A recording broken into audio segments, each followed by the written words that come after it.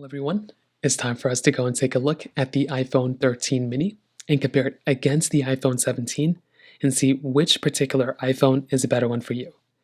Now, the thing I can definitely tell you between both these particular iPhones is that they're both very good. They're both very different, though, as well. The 13 mini is much smaller, the 17 is much bigger. But let's go and see how both of them compare. Now, if you want to pick up either one of these particular iPhones for the cheapest prices I can find, links will be down in the description below. You can get them from there, and you can help support the channel at the exact same time. Now, starting off with the outside of both these particular iPhones. The iPhone 13 mini originally came out back in 2021.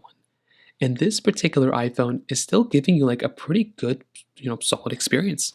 It still is like a pretty good looking iPhone. It isn't like the best looking iPhone of all time anymore. You do have the dynamic island at the very top. You have, some more bezel around it, but it is a 60 hertz display. It's, fairly bright for the most part, but not the brightest. Good resolution. But the biggest factor of this phone, the reason why it's so popular still is because it's so small. It's a much smaller phone, and a lot of people prefer that, and a lot of people like that. So I do think it's a nice thing going on for this phone. So that is kind of an advantage for the iPhone 13 mini. The 17, on the other hand, is giving you a much better experience in probably every single way I can imagine. So it's giving you a bigger size display, 6.3-inch Super Retina XDR OLED display. Has way less bezel. It's giving you that dynamic island at the very top. It's giving you 120 Hz ProMotion display as well, which is another big advantage. It looks beautiful. It still performs very, very well.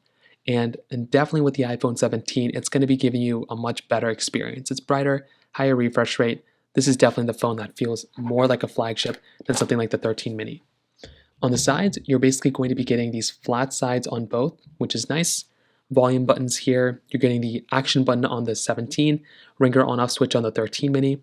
The 13 mini does give you a SIM card tray, which is very nice. And I do think that is kind of a nice advantage for the 13 mini. On the bottom, you're getting a Lightning port on the 13 mini, USB Type-C port on the iPhone 17, which is another really big advantage for the 17. On the other side, you're basically getting this camera button on the iPhone 17. The 13 mini, this is not a camera button. This is just like a sensor. You're getting your power buttons on the side as well, which is nice. On the back side, you're getting dual camera setups on both. So that's always a nice thing. I love being able to get a dual camera setup on both. They are slightly different though, and we'll talk about that in a second. You're getting a frosted glass back on the back of the iPhone 17. The 13 mini is giving you this solid glass back, MagSafe capability on the back of both of them. Pretty similar types of experiences. Like, the 17 feels definitely like a more of a flagship. It feels like a way better type of iPhone.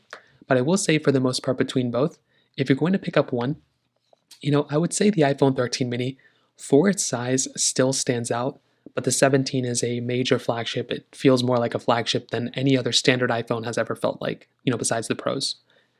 Now, when it comes down to price, the iPhone 17 is about $800. The iPhone 13 mini is going to cost you probably around $200-ish.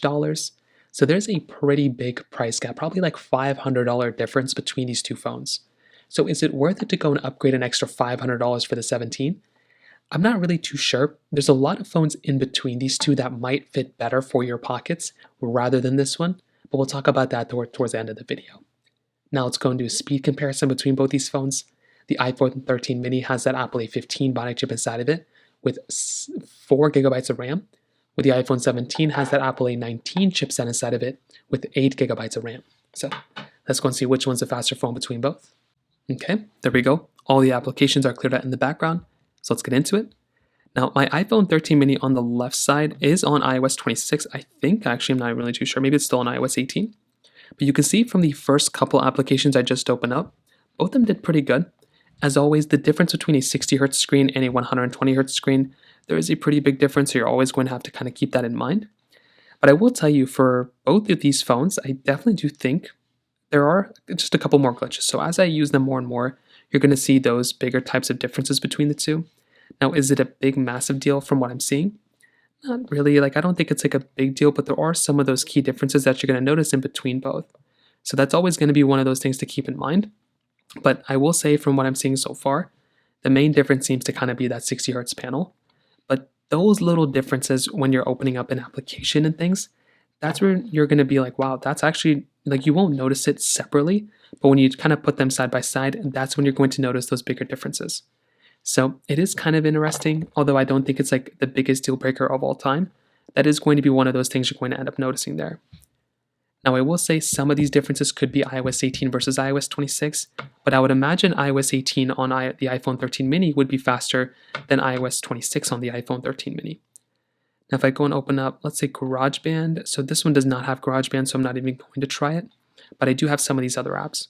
And the thing I can tell you so far from what I'm seeing is that a phone like an iPhone 13 mini does seem to me that for a 2021 4-year-old phone, and for how small this phone is, it's actually pretty surprising how good of a job the 13 mini is still doing.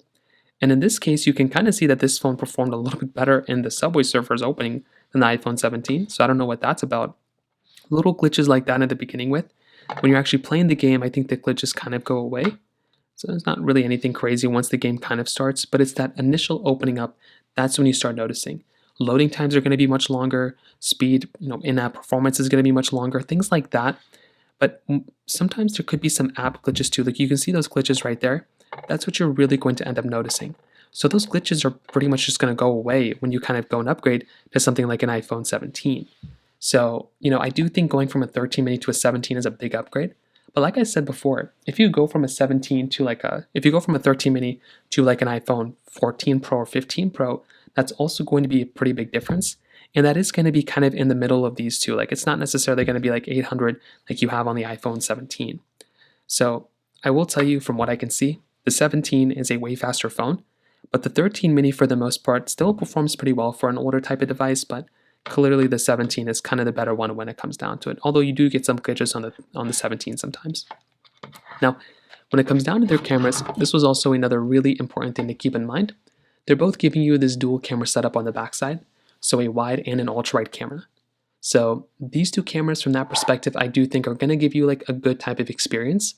With something like the iPhone 13 mini, this camera, they're both giving you 4K at 60 on the front and the back. So that's always a nice thing. I love being able to do 4K at 60 on the front and the back, and you're basically going to be able to get that type of experience between both.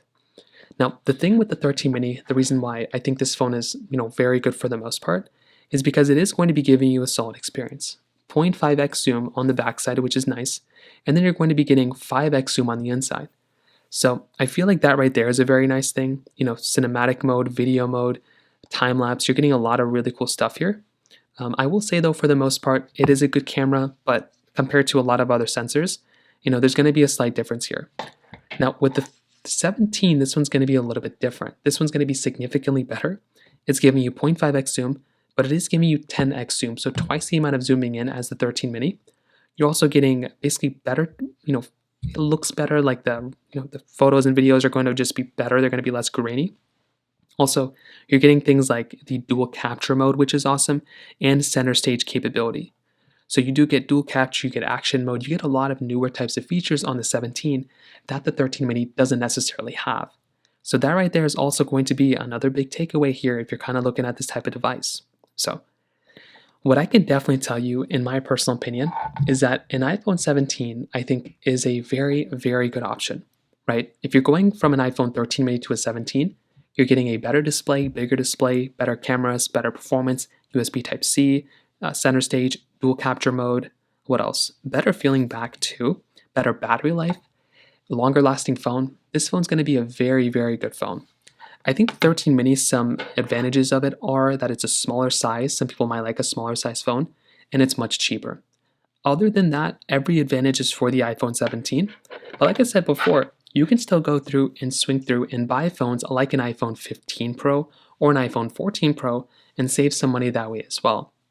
So you still have that kind of option, but that's kind of how I see both of these phones kind of holding up for the most part.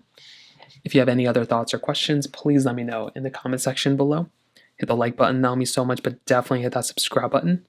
More importantly than everything else, I love every single one of you guys. Hopefully I'll catch you guys in the next video. Peace out till then.